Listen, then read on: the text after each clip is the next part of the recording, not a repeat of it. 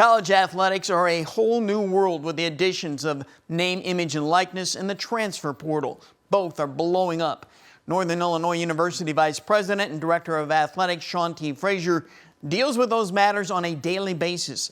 In the final part of my series of interviews with Frazier, he shares his views on whether or not those two things can continue down the road that they've been headed. Let's discuss NIL a little bit. I know Nick Saban and Matt Painter, the basketball coach at Purdue, have been a couple of critics who have expressed that they feel like NIL has gotten off the rails a little bit from what it was intended to be initially, that initially it was an opportunity for athletes to make a little money on the side, through autograph appearances, putting on camps and things like that.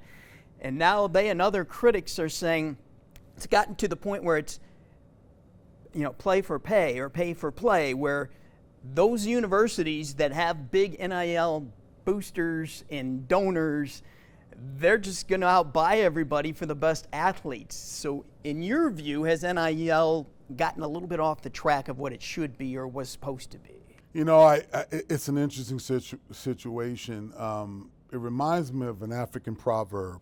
I stumbled on that. I was reading a book, and it says, until the lion learns how to write, all the stories are going to glorify the hunter. And basically for me is that there's lots of different things happening in NIL. I think we're starting to see our student athletes have their voice about the process.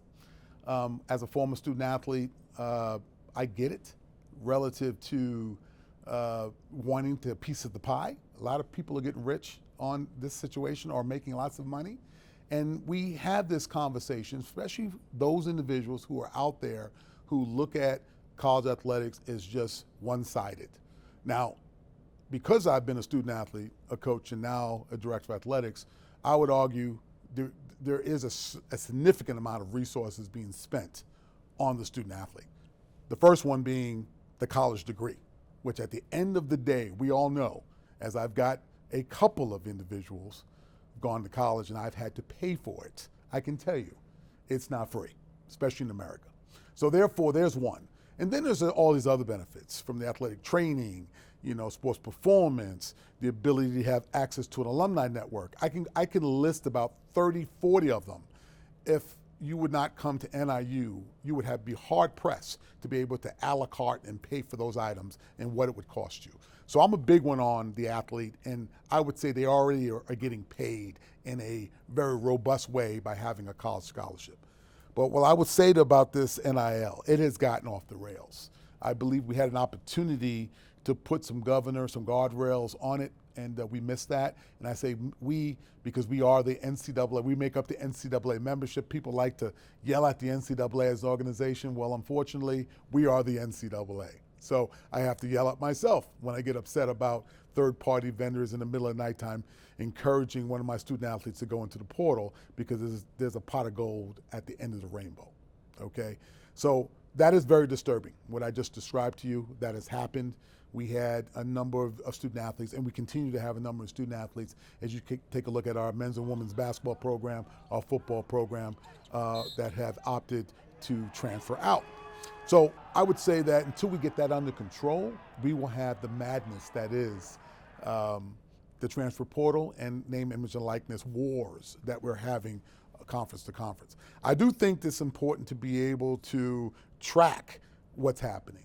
I think that we're going to have close to almost 20,000 folks across all sports in the transfer portal for spots that are going to be significantly low. So you can do the easy math. If we have X amount of people in the transfer portal, and we have X amount of folks that have opportunities, what happens to those individuals who don't find a home?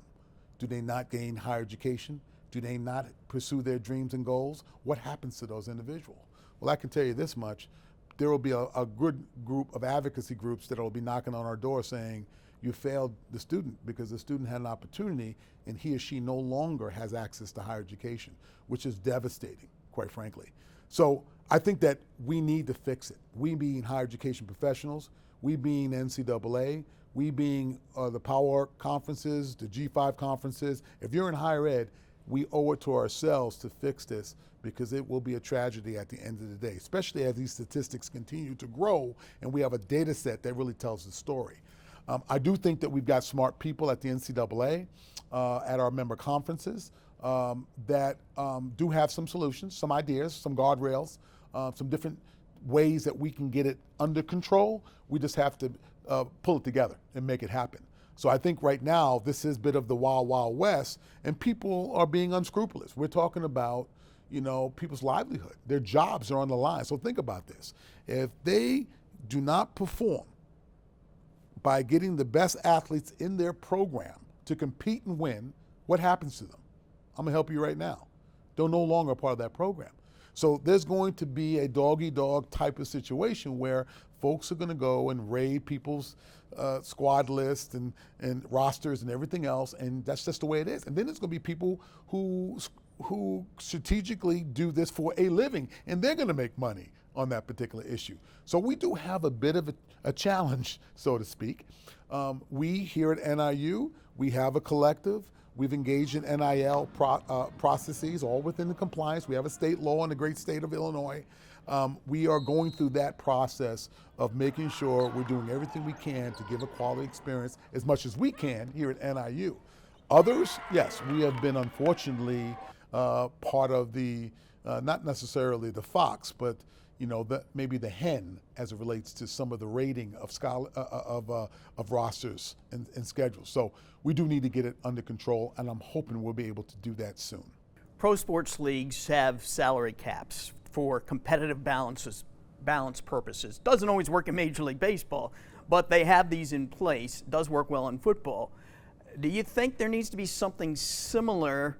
Now, college athletes aren't making salaries, but when it comes to NIL, for competitive balance, there might need to be some NIL caps or NIL, again, guardrails in place so that certain schools, again, flush with money, don't have this huge competitive advantage over everybody else. Well, I guess, it's tough, right? You're talking about, capping, the capitalistic entrepreneurial component that's made America great, right? So antitrust laws are in place, other types of things are in place. So I think that no, I don't know if I can give you that. I do think there needs to be guardrails if you want to compete in intercollegiate athletics, okay? If you want to go to the next level, we have a professional league for that. We actually have several professional leagues, especially when it comes to football, and quite frankly, other sports. I do think we need guardrails so there is at least some semblance of equal footing across all, because all of a sudden if you have just one scenario in one group of schools that can compete at one level, they should probably be in a league on their own, or the institution can opt in or opt out. And that's kind of what we're talking about at the NCAA level. If a lot of this stuff is called permissive legislation for the NCAA, if you want to provide, cost of attendance or NIL or whatever the deal is, institutions can opt into that or opt out, and that's something that's a choice, all right? I think what you're saying here is that the rules being even, that, from a financial standpoint, everybody should have a fair shot. But realistically speaking, we all pick institutions for a lot of different reasons. I went to University of Alabama. I picked that because of my historical nature, my family, my need to be at that particular level. But I had choices at other institutions, and I could have gone that route. This is the same way.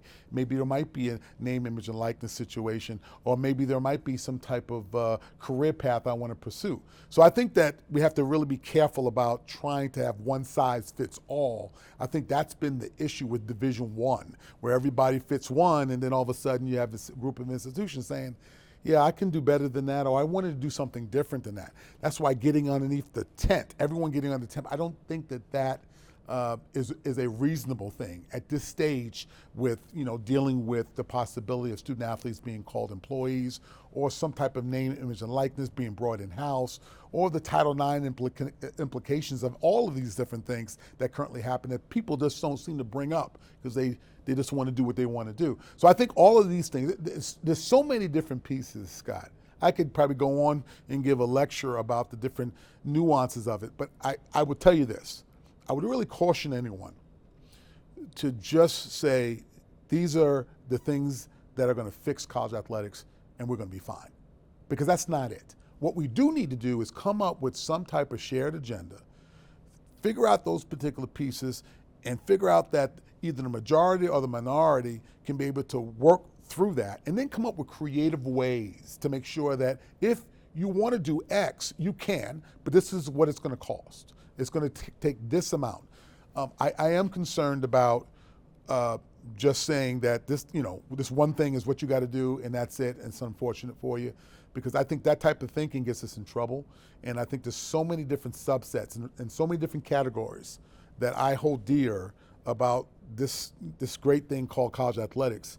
As soon as we get rid of those things, it no longer becomes college athletics. It becomes pro athletics. It becomes some other entity. It's no longer those connectivities to the spirit of college athletics. You mentioned very briefly employees, student athletes becoming employees. Is that a plausible idea? Would that begin to work, or would that just be a total disaster? Yeah, I don't, it's not something that I see based on the things I've just said to you relative to the length of or the amount of dollars that we already invest in student athletes. I think there's a place that we can arrive that does not encourage the description of student athlete employee. I think that based on the name, image, and likeness deals that are out there, the ability to access resources because of what they do or participate in particular sports. But the flip side of that is that I think you need to make sure that all of those pieces are supported as it relates to Title IX, the equity side of it, dealing with some of the pieces that, quite frankly, need to be a part of that conversation. As soon as you say student athlete, it changes the overall commitment, and it creates a lot more issue around taxation. Talks a lot about the financial literacy pieces of some of our young people that are just now figuring out that when you make a certain amount of money, you have to pay a little bit of that particular money back, or you need to invest that, or you need to pay taxes. There's a lot more involved than just saying that you're an employee.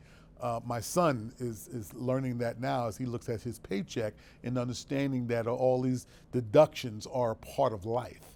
So I think as we teach our student athletes, we go through this process, we really dissect what a student receives when he gets or she gets an athletic scholarship. I think all that needs to marry up. And then if we're talking about compensating individuals, that we need to make sure that from an equity lens that we're paying attention for that too.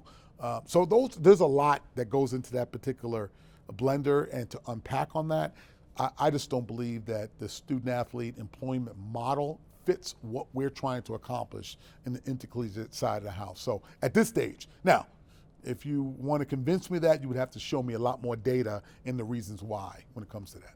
You can hear more of my interview with Frazier on those topics and more at mystateline.com. That's sports. We'll be right back.